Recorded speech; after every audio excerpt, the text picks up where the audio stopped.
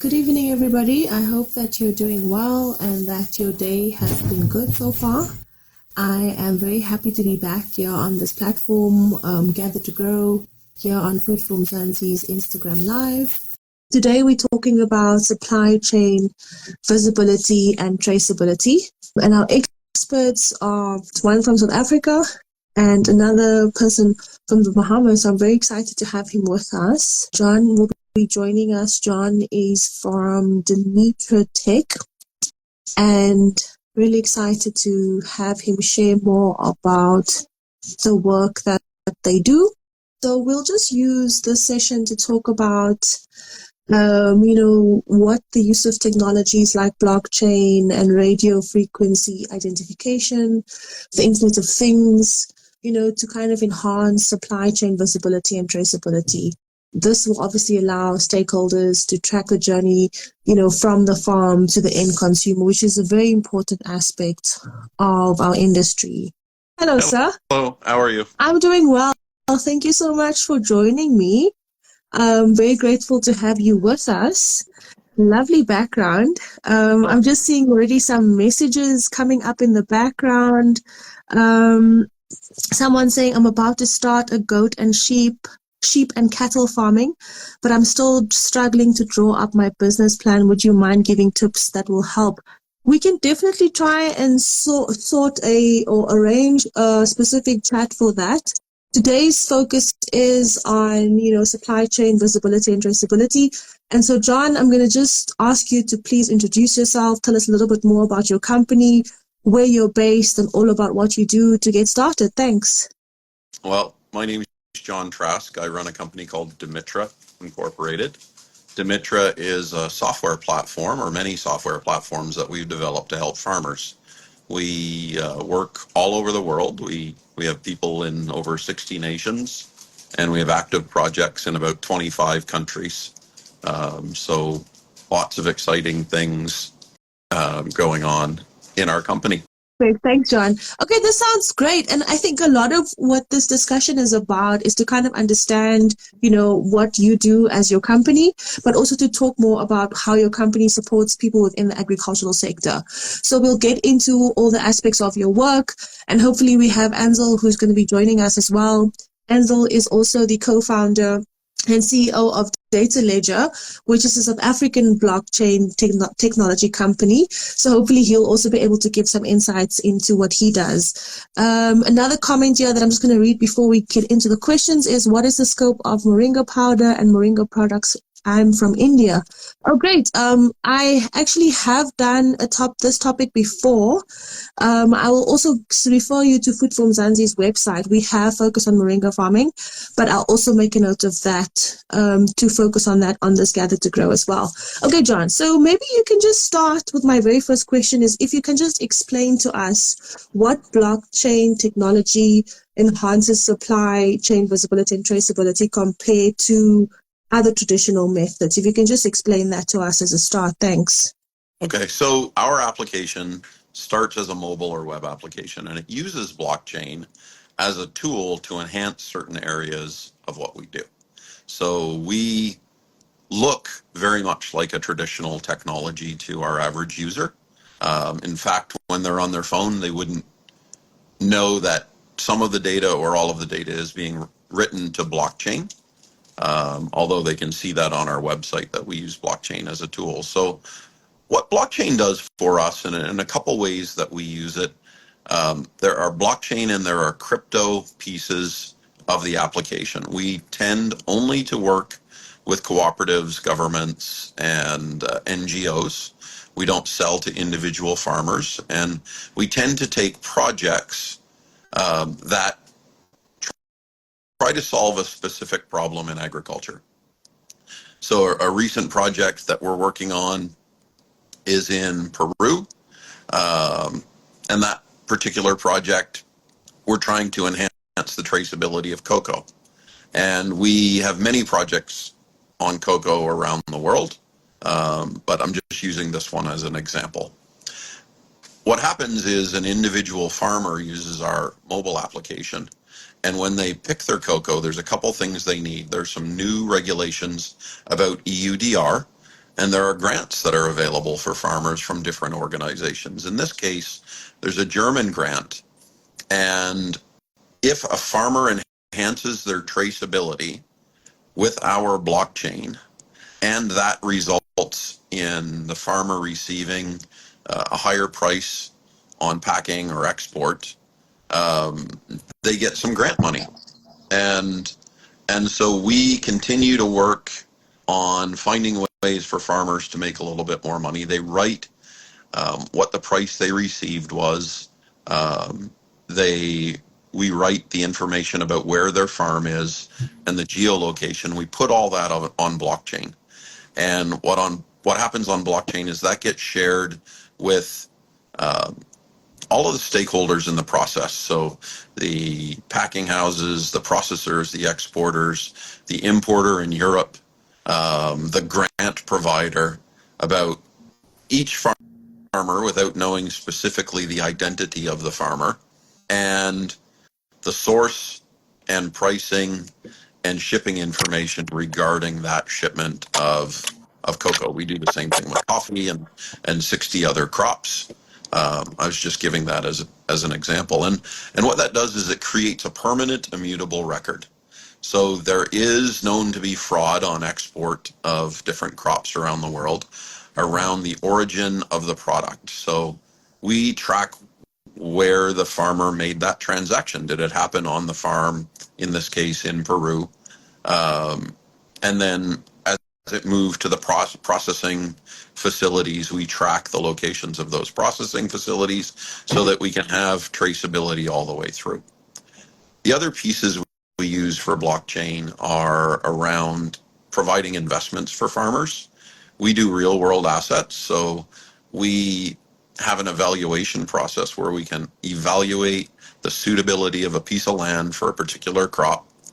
And we use artificial intelligence and a number of other technologies, including satellite, in order to do that. We write all of that information, and then investors in the crypto world can make an investment and support that farmer by, for example, in Kenya, buying an avocado tree or a number of avocado trees and become a partner in the growing of those avocados, where the farmer owns 80%, the investor puts up some money in order to get seedlings and fertilizer and windbreak trees and things like that. And then they share in the revenue over the years. So we've planted about 2,000 trees under this premise so far in Kenya, and we're on our way to planting 10,000 right now as the investors continue to fund more and more trees. And we do all of that so it's transparent on blockchain. You know, there's an agreement between the farmer and the investor, and so there's this funding element that's associated with what we do with blockchain. Those are just two things. We have a farmer points program. We have a marketplace. There's a number of other ways we use blockchain, but those are two of the exciting ones that people are using right now. John, it sounds absolutely amazing. I'm not going to lie. I think it's great what you're doing, and it's so great that you see the footprint within Africa. So great on you and your team and everyone at your company. Ansel has also joined us. He is the CEO and founder of Data Ledger. Welcome, Ansel. Thank you so much for joining us. Maybe you can just start with telling us a little bit more about what you do. And then my first question to you would then be, how Data Ledger's blockchain technology, has been specifically applied within the South African agricultural sector to improve supply chain transparency. Thanks. Okay. Thank you, Dawn, and good to meet you, John. We started Data Ledger in 2019. It was just before the COVID hit South Africa. And I think Data Ledger was the first blockchain development company in South Africa, probably one of the first in Africa. And the name Data Ledger is interesting because in one word, it describes what the blockchain is, right? So the blockchain in essence is a data ledger. And it stores data as a form of value in a timestamp chronological order that's immutable for, multiple stakeholders to have access to. So when what we do is, when blockchain surfaced, it surfaced as the technology that enabled Bitcoin.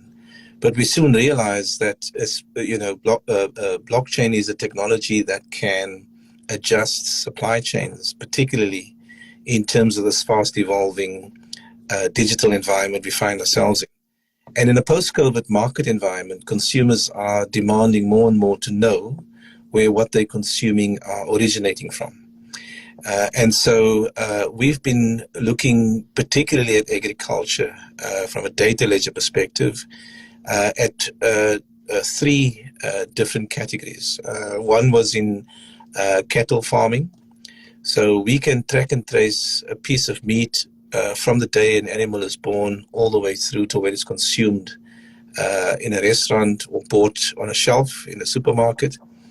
The main thing about that that we worked on over the last 4 years is in South Africa, there's a mandated traceability process called LITS, L-I-T-S. It stands for Livestock Identification Traceability System.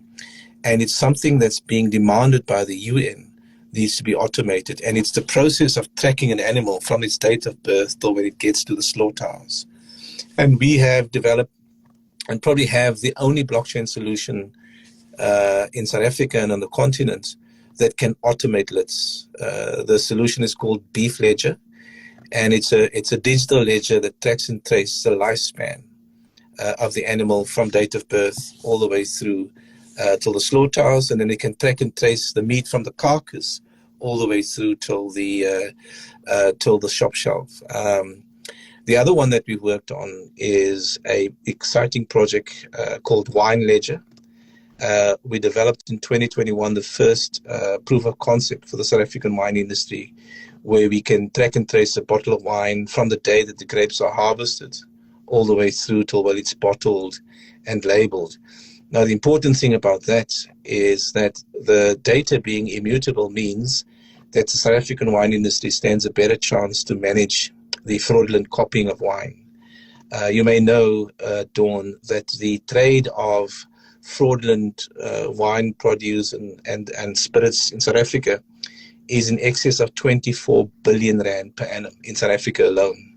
And the authorities have no way of actually managing that process. And blockchain enables them to prevent these fraudsters from fraudulently copying labels, and can have a better chance of managing, the fraudulent selling of these wines. And then the one thing that I'm particularly excited about is a concept that we are developing called Halal Ledger.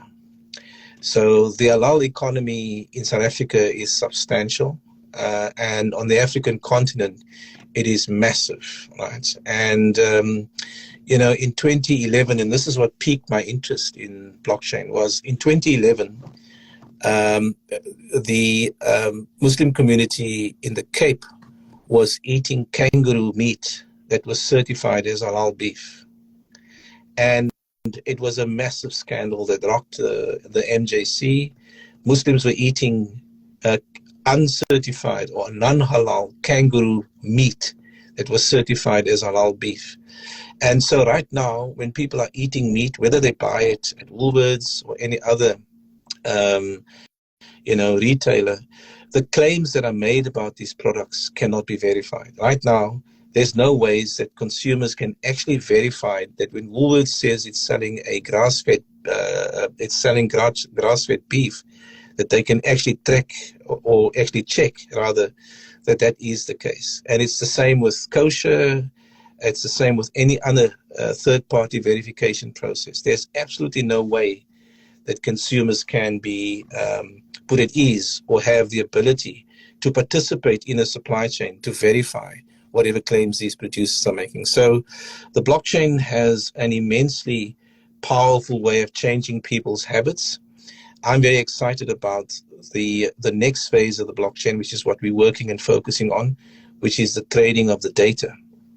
So the definition of viability is the ability to adjust faster to your changing environment. And that environment has now become digital.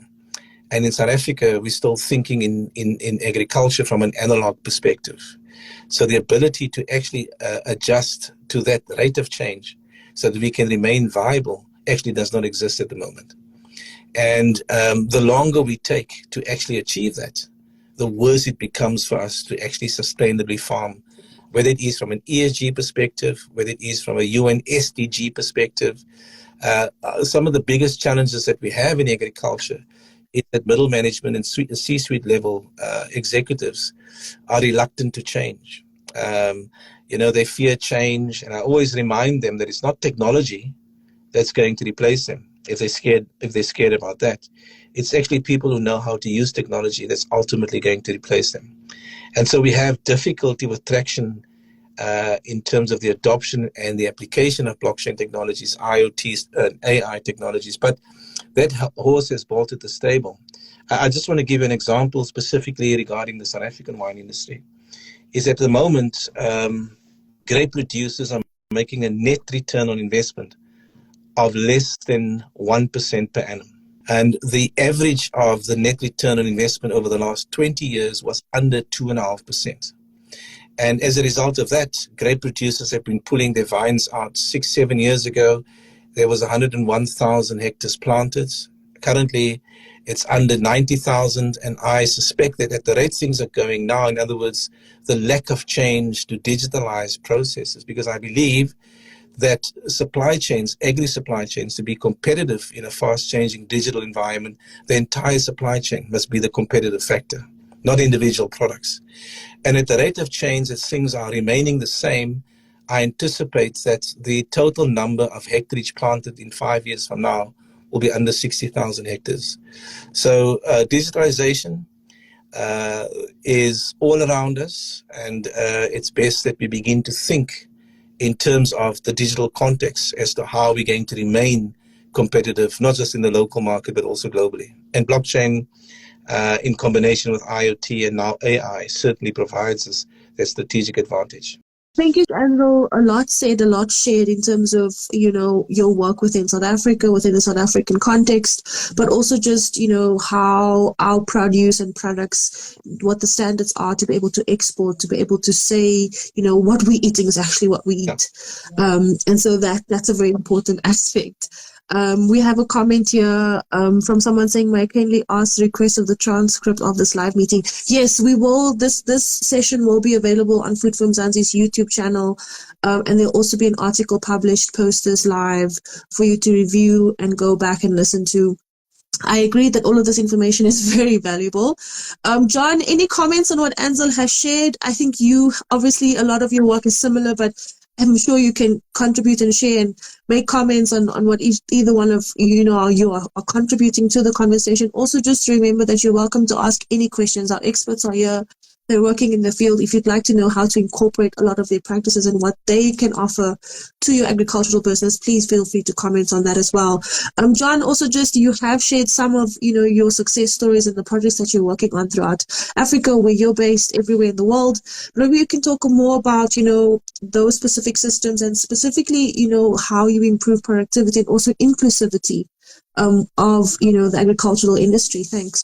I can't really add too much to the grape industry comments that Ansel has mentioned. We don't have any experience in grapes other than drinking wine. That's my only expertise in that area. But specifically, around the digitization of agriculture, we've got a lot of experience in that. And there's, like you said, there are some use cases that I shared with you, and maybe I can talk about a couple of those. The first one right now, we're working on a project with a company called Arasco, and Arasco buys coffee and cocoa and other products, soy, from tens of thousands of farmers in Africa. Right now we're running a project with 5,000 farmers in Cameroon, and Arasco, we're providing traceability, we're providing deforestation measurement. We're providing some filing activities with due diligence statements and regional due diligence statements for all of the coffee coming from those 5,000 farmers that are going into the EU. And if just to advise people, the EU has new regulations that starting on January 1st, 2025, and for shipments before January 2025 that are arriving in the EU after 2025, that there are very strict guidelines around deforestation that have to be met. Each importer needs to meet those, and each farmer must have the evaluation of their farm from a deforestation perspective.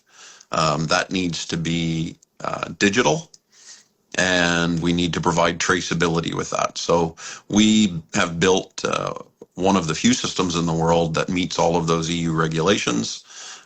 We processed the very first EU compliant shipment as one of our test shipments out of Satanaki Cooperative back in March.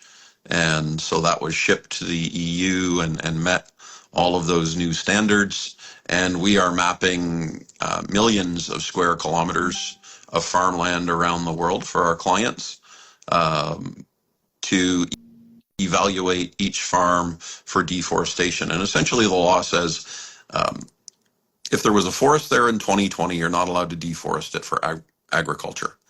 And there are very specific rules around harvesting of trees that have to be met. And if you don't meet those rules, the EU's just cut and dry with it. If you deforested under their definition of deforestation after the end of 2020, your goods are no longer allowed to go to Europe. If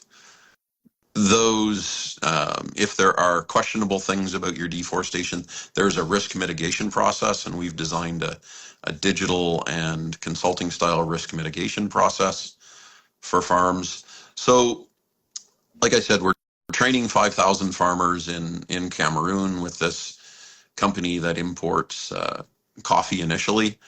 And we're working with over 1 million farmers in Ethiopia doing the same thing.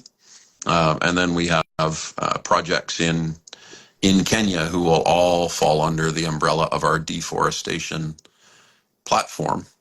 Helping farmers fund that deforestation, we've also digitized the process for greenhouse gas credits and the evaluation and certification of credits for farmers. So a farming group, a cooperative, can sign up with our platform and sign an agreement, which essentially allows us to collect the data from each individual landowner. And over time, as the farmers do carbon neutral or carbon advantageous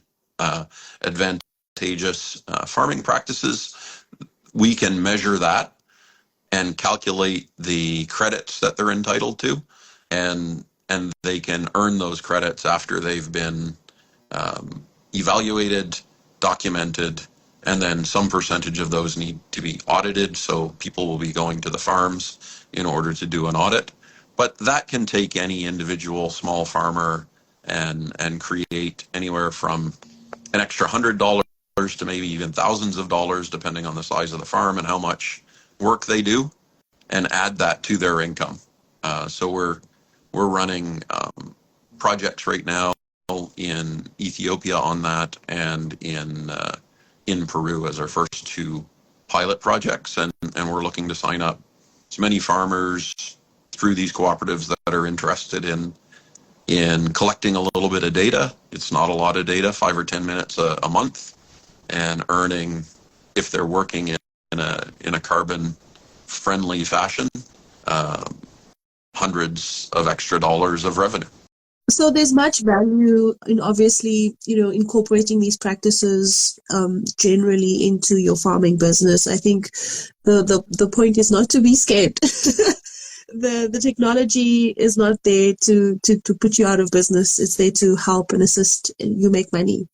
I'd like to maybe just talk about if there are any challenges, and I'd like to pose those questions to either one of you. Are there any challenges with implementing kind of blockchain, RFID, IoT in supply chains, and how can you overcome them? Yeah. And also, if you can just talk about your experience of when you started as individuals working and building your companies to assist the industry, how you've seen farmers adopting it and being more open to it over time. I think it's also a very important question to ask. But yeah, you can get into that also as you're talking. The biggest challenge with the adoption and application of blockchain technology in particular is not per se the complexity of how the technology works, right? I mean, at the end of the day, you want to send an email, you don't want to know how the email works, right? So what we have began to think about is we don't sell a product anymore, right? We sell the problem we solve. And the problem we solve is to actually get people or processes to be aligned with what's happening in the global space of digitalization. Now, the biggest challenge that we have is the attitudes of existing middle management and C-suite management people.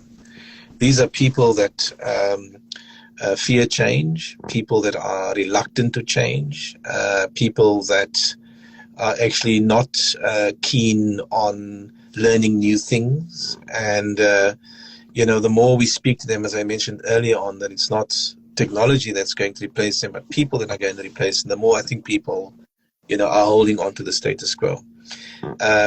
We believe that, digitalization is an enormously great equalizer when it comes to developing new skill sets. I think, there are opportunities for people to learn from, ordinary general workers all the way up to specialist workers, but it has to go together with the willingness to change the corporate culture.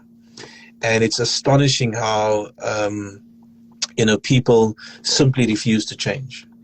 Things that people don't understand, they just push it one side. And for us, with all the training courses that we have available, with all the expertise that we have developed over the last 5-6 years, with all the understanding of how the benefits of these technologies will lead to, in terms of the transitions of these supply chains globally.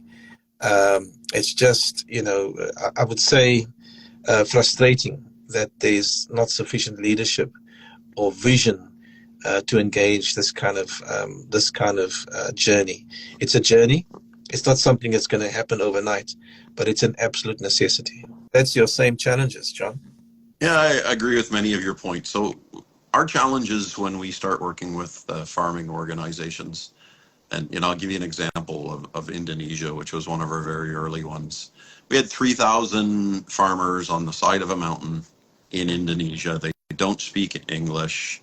And you have a variety of levels of comfort with technology. So there's many people within the organization who are very comfortable using a mobile phone, accessing the internet and using apps. And there's a large percentage that don't have that. And part of that is effort related, and part of that is even age related. So many of the young farmers are more comfortable than some of the older farmers. But then there's an effort component. So we had in that project 3,300 farmers. 80% of them are new to mobile technology. Only 20% of them had experience using a mobile phone and had some comfort level with that. And we had to look at how do we train those. And so most of them would not go online for training. We had to arrange training in Indonesia in order to do that. So we partnered with a local university and the last university, and they gave us some number of students, 80 students. 30 of those students went to the field for a month at a time and worked individually with the farmers, not only to show them how do they get onto the application and use the application, but in many cases, how do they get onto the phone and how do they deal with their connectivity challenges that exist in their location. So there's a bit of a learning curve. And even if we make the application quite simple to use, then what do we do to get the farmers through that learning curve? And then we experience that everywhere as we go. We have a trainer that just ran Train the Trainer sessions a couple months ago in Ethiopia. We need to train 1 million farmers. And so how do you get out and train 1 million farmers? Well, you start with one trainer, and we trained 25 trainers, and those 25 trainers need to train 25 trainers in order to get enough trainers to get out and work with 1 million people. And that's not an overnight process. But all of those farmers, where most of the Ethiopian coffee goes to Europe, are under a tight deadline. They have to have full traceability for their product by the end of this year. Yeah. They have to be certified and have their farm certified and potentially audited, depending on the results of the digital certification, prior to December. And so moving through that from a training perspective and an adoption perspective and maybe a retraining perspective, because maybe everybody who isn't as digitally savvy doesn't get it all in their first session, really takes time and effort. And time and effort isn't always done remote. Much of it has to be done in the field. One of the biggest challenges we had with adoption is most farmers don't have effective cellular signal from their farm.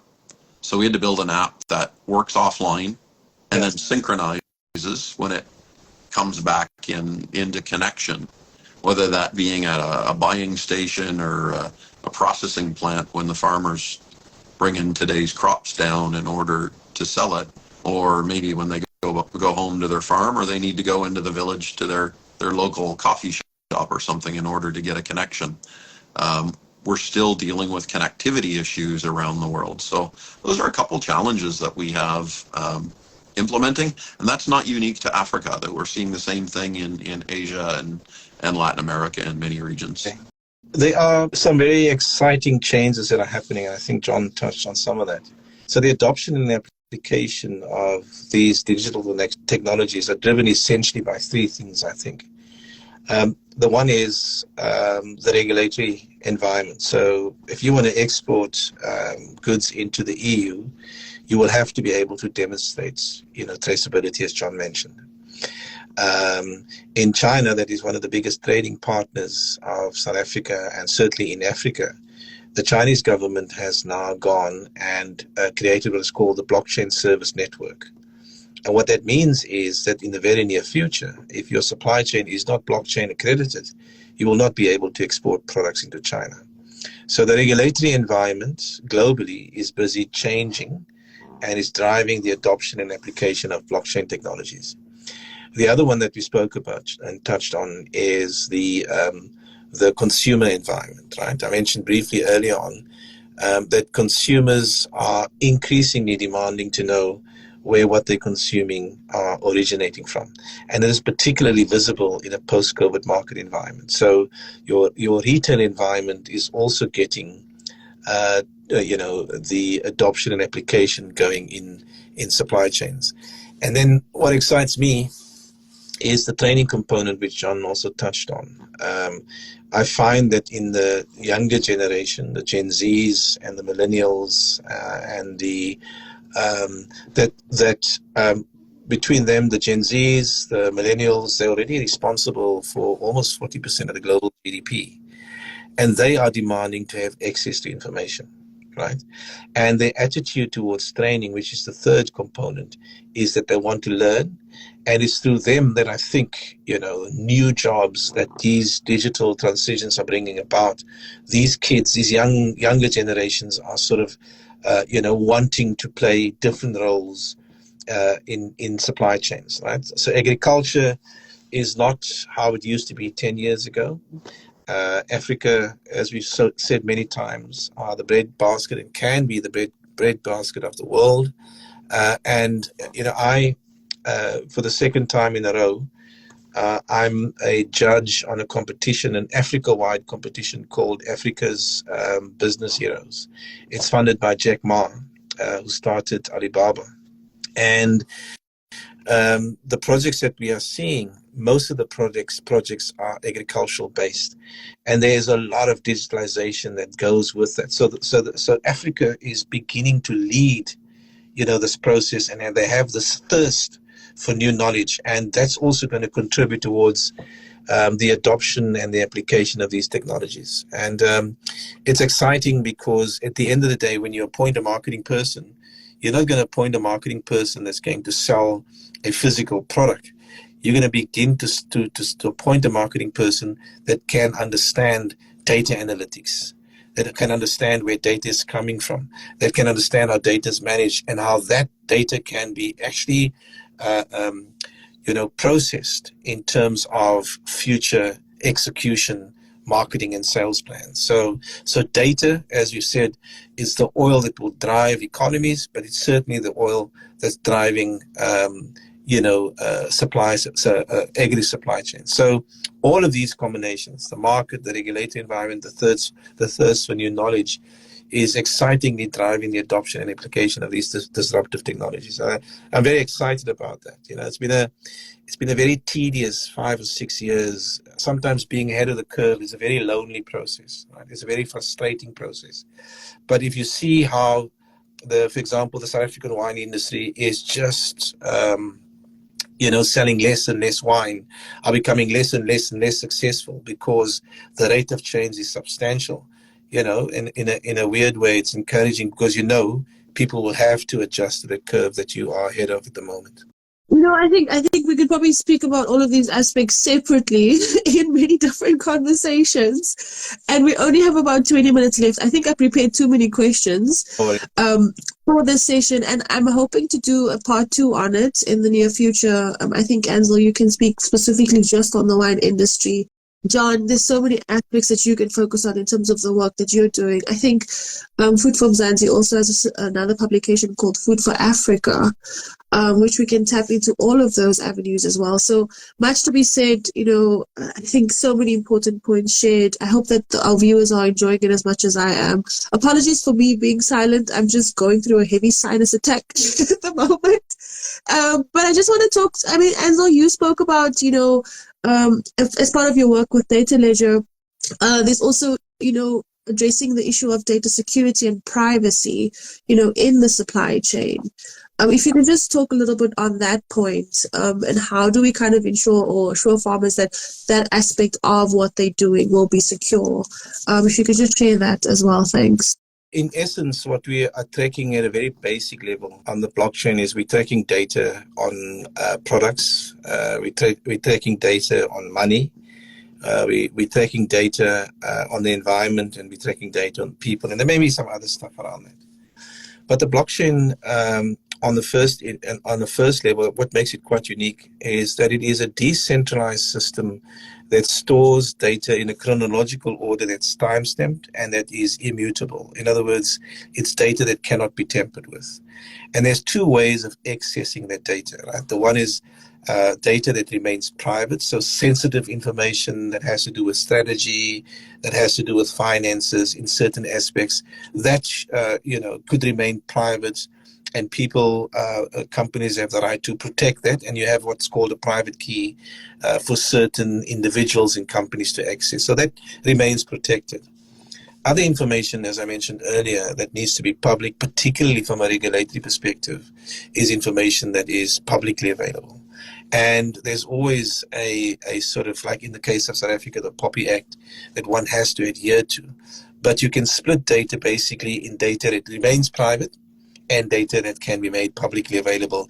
And in both instances on the blockchain, they can't be tampered with. So when information is on the blockchain, and it gets on the blockchain, and this is a beautiful thing, it's a decentralized system, which means that before the data is finally uploaded into the blockchain, multiple stakeholders in a decentralized way can actually have and decide on a consensus mechanism whether the data is trustworthy.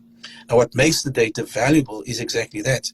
The data, whether it's private or public, can be trusted. And in many instances, when it comes to data, because it is the oil of the future, data must be trusted. And it's trusted on the blockchain through this intervention called consensus. So I think for us, and John could also comment on this, is that we are sufficiently pleased and we are sufficiently secured of the fact that the data and will remain immutable in so many other ways, but that you can make it available as and when required, whatever the public needs are for that, particularly from a retail and from a regulatory perspective. Any comments from your side, John, on that question? We focus a lot on data privacy, data security, and data accuracy within our organization. First, we're EUDR or EU compliant from a privacy perspective. Every farmer who uses our system has the right to be forgotten. And so when they sign up, they sign a sharing agreement, and that sharing agreement allows their data to be shared with a particular party. So if that farmer is a coffee farmer and needs to share their data with the EU, we set up a mechanism for the EU to be able to access that data. If they need to share it with their packing houses or wash stations or whoever the people in the supply chain, including the end customers, then that data is shared with them. It's written to the blockchain. And again, once it's written to the blockchain, it's there forever. A farmer, if they decide not to use our application in the future, can send us an email or go on our website and click that they want to be forgotten. And then we take their personal information out of the data so that that can never be shared again. So we lose sight to as to what they've done. The only thing that remains are the transactions that occurred perhaps when they sold their coffee to whoever the end user is, Nestle, or whoever the buyer is. That transaction always exists once it exists. So, from a data security perspective, we do a lot around data security. We make decisions on our cloud data and our blockchain data as to what blockchain it's going on, how it's managed in the cloud, where the data is stored, how we're going to secure that data. We are blockchain agnostic. We've built many blockchain systems. And if a farming group wants to write their data to a different blockchain, that's something we can do for them. For example, we did a project in Colombia between a Dutch enterprise and a Colombian enterprise and wrote the data to their Komodo blockchain. We do things in Polygon and Ethereum, and have done things in other blockchains in the past. And if they want a completely private blockchain, we can do things in Hyperledger, for example. From a data validation perspective, we're getting a lot of data. Like I said, we have a lot of farmers, and we can identify when data that's been entered in our system is at risk of being inaccurate. We use IoT sensors, for example, and we collect data with IoT sensors, and that data is automatically transferred into our platform. So it's not always a case where the farmer can write a piece of information.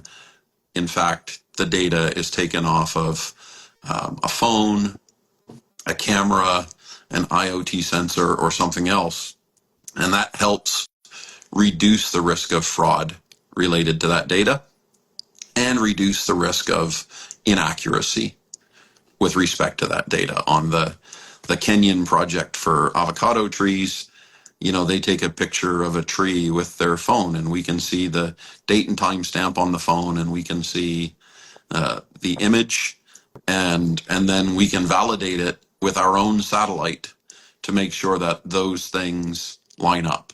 And then we take all that data and we write it. So there's a cross reference to make sure that there's accuracy. So if an investor is paying $50 to invest in a avocado tree and some windbreak trees and shade trees and the other things that are necessary, fencing and fertilizer, they know, and they can go even on Google Earth and take the GPS coordinates of that tree and make sure that there's actually a tree planted, and their investment is safe, and they can go back and look at that over and over and over again. And as the tree grows, we give them reports. The farmers have to take a picture of the tree every 3 months, and that automatically comes to them through our portal.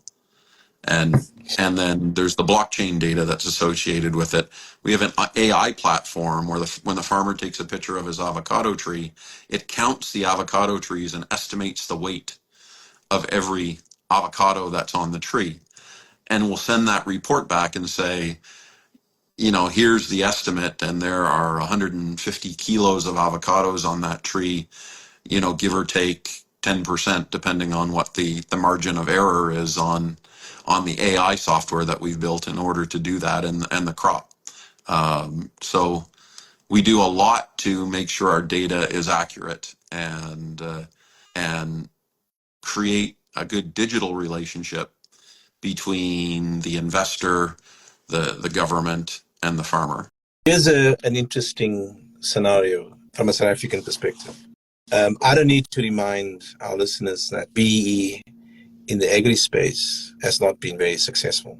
A substantial focus in the South African context now has to be on the emerging small-scale farmer, like the kind of projects that John's doing in Africa. So some of the stuff we're working on is understanding how we can create a plausible alternative to transformation and still achieve the targets, and even better than what we were used to over the last 30 years. And you may understand as listeners that South Africa has two types of economies that are running parallel to one another. There's the formal economy, and that's the economy that is registered and reflected on the Johannesburg Stock Exchange. It's typically white-owned, very much globalized, and very much technology-driven. And then parallel to that is the informal economy, which is where most of the small-scale farmers reside. It's an economy where the majority of South Africans live, unbankable, underbanked, sort of very inclusive. And so what we currently working on is developing a model through an agri supply chain where we create a digital ecosystem as a means to use disruptive technologies like IoTs, like AIs, and like blockchain to integrate the two technologies, and through to integrate the two economies through these technologies, right? So what you now can do is you can use the blockchain, and you can track and trace produce out of the informal economy. Let's call that a small-scale farmer. And you can integrate the blockchain systems with the legacy systems of the retailer that resides in the formal economy, whether it's your retailers like Pick n Pay, Woolworths, or Food Lovers Market, or whether it is your export markets. So what we're now doing is developing a digital ecosystem as a completely different and plausible way forward as an alternative to transformation. Now, when data flows from one side of the economy, the informal economy, through a digital framework like this, it can also, from a verification perspective, be used to either finance deals, to either insure assets, and to either invest in businesses. And that's the kind of systems that we are developing.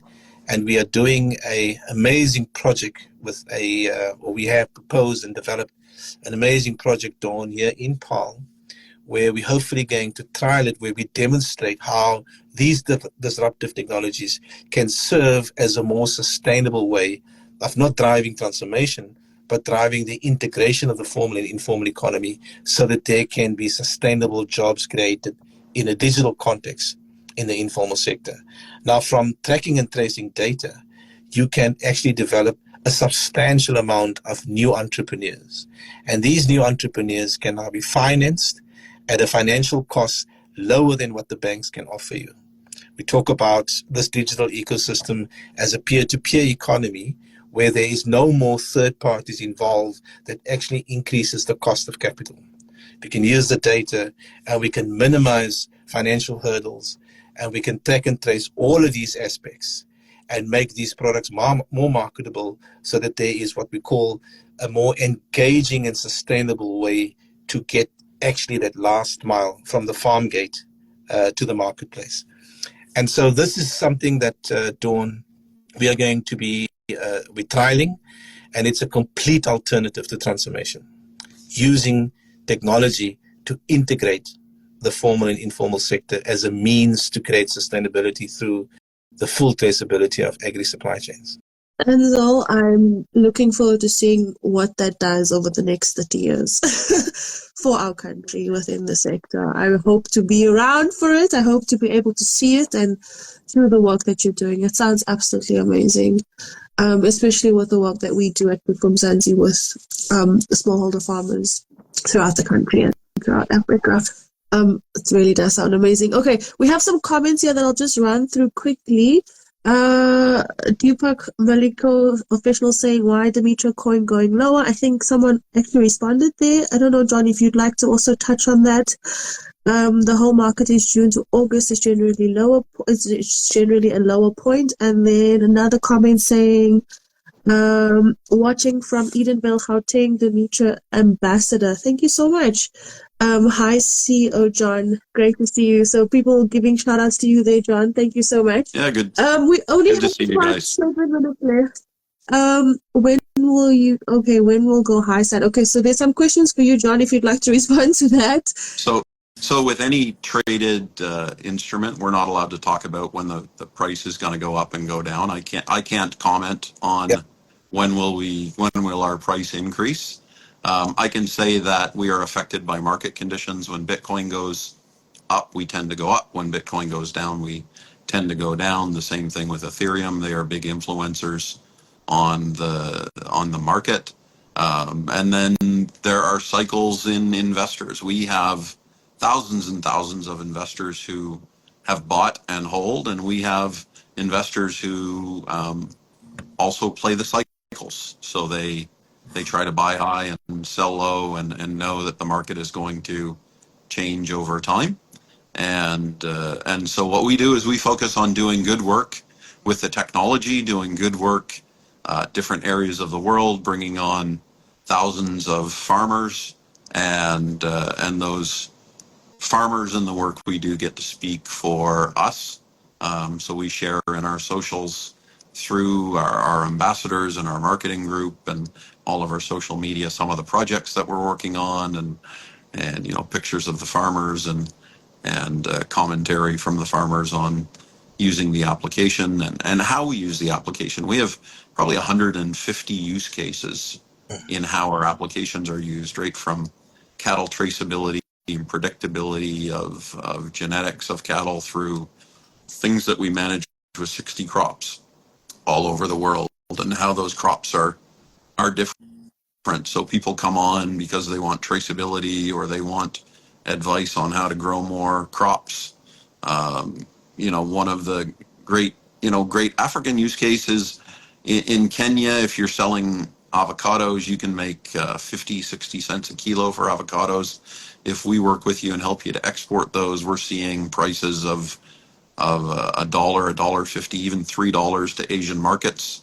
So, we're seeing all over the world in South America and Africa, areas where if you plan your product and work with the cooperatives, where there can be 2, 3, 10 times the money generated into different markets, and so depending on each cooperative and each farmer's strategy, they can partake in that. The last Ethiopian avocado shipment was about $1.50 a kilo, so triple the money that those farmers would typically see.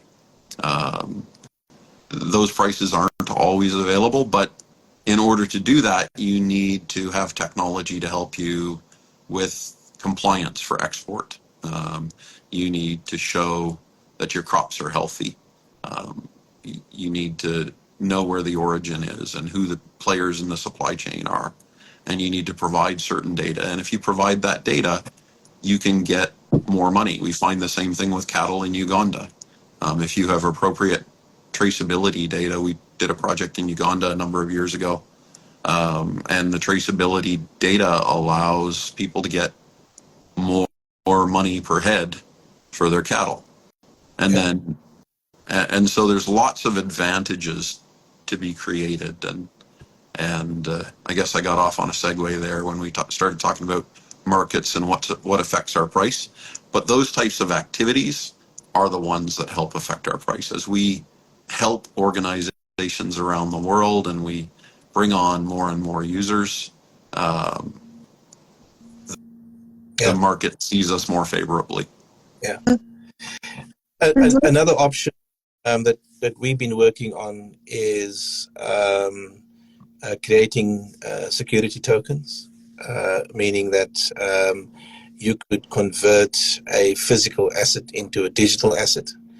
And then, for example, when you convert a cow into a digital asset like a securitized token, you can fractionalize it.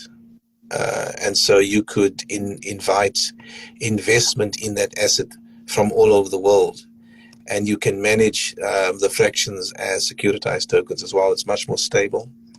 And these are the kind of stuff that are, beginning to shape the environment in terms of how agri supply chains are changing. What this also allows you to do is to convert, and this is the big change with blockchain, is blockchain introduces the concept of disintermediation, which means basically you're taking the middleman out of the equation, right? So most of you who know and work in agriculture will know that is the middleman that makes the most money and the farmer makes the least money. And through fractionalization and creating securitized tokens, you can convert the agri supply chain into a credentialed marketplace.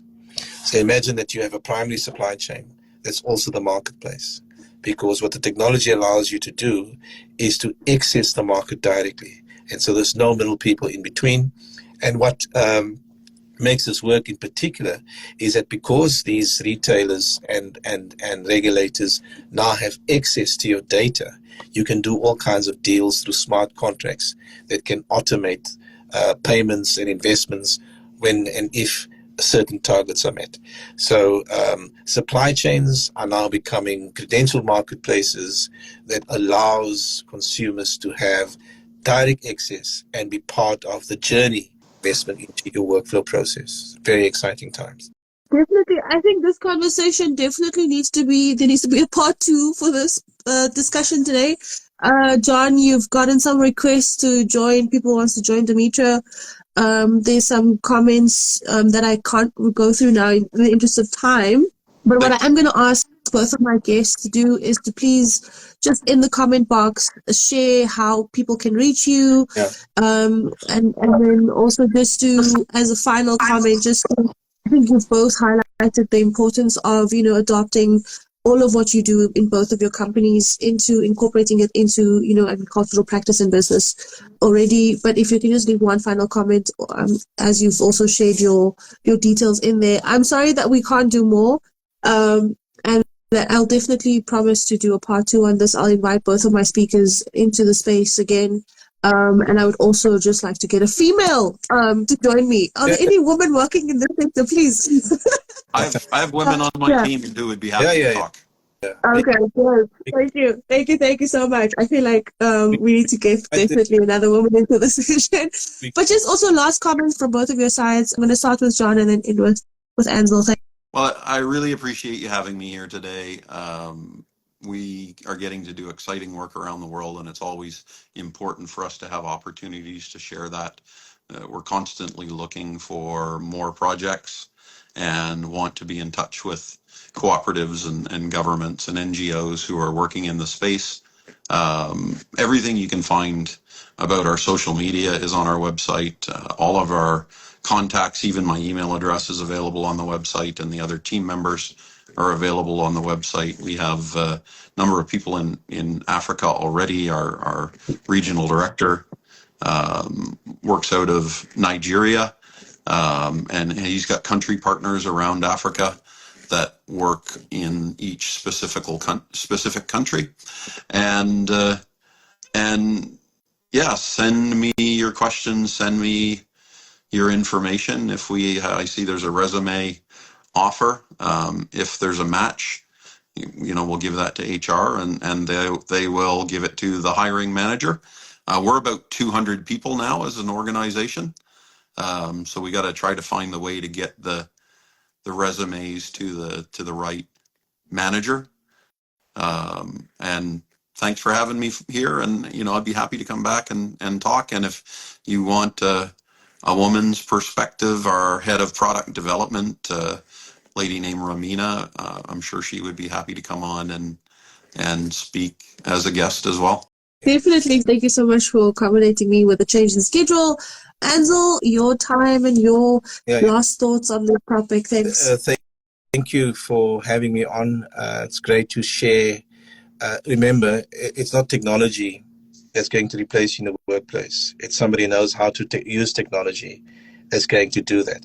And here is an opportunity for anybody and everybody that's out there.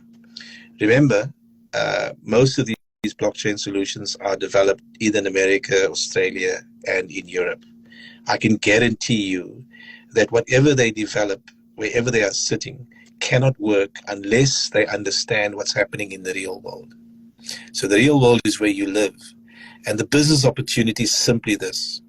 If you can make sense of the complexity in the environment where you live and work, you can become a tech entrepreneur by simply making relationships with these tech service providers and advising them on how their technologies can be adjusted in this real world complexity where you live. You can all become strategic players in the tech space. And then lastly, I want to say to you, don't be afraid for change. Change is needed. Become the change you want to see in Africa. Africa is the future. Become the change, make it happen. It's there for the taking. Thank you so much, Ansel. Thank you so much, John. I just want to read this last comment. Neo saying, I like how the technology end user driven. Never saw myself enjoying a tech focused session like this. A shout out to you and the speakers, Numdu. Thank you so much. This is what we're here for. We gather and we grow together. That's what the session is for. Yeah, thank you so much. Chuni also saying, I work in the California dairy industry for many years. We control most of our milk and I want to get my company to learn about Dimitra. There's more people interested, John. Thank you so much for your time. I did not expect this session to get as much engagement. I'm also surprised. Thank you to you both. I definitely think there should be a part 2 on this, so I'll make room and space for that within the next 2 months. Hopefully your schedules allows it. And then, as I mentioned, for anyone who missed any part of this discussion tonight, it will be available on Food from Zanzi's YouTube channel. There'll also be an article published on Food from Zanzi's website. That's www.foodfromzanzi.co.za. From my side, Dawn Numdu as your host. Have a great rest of the evening.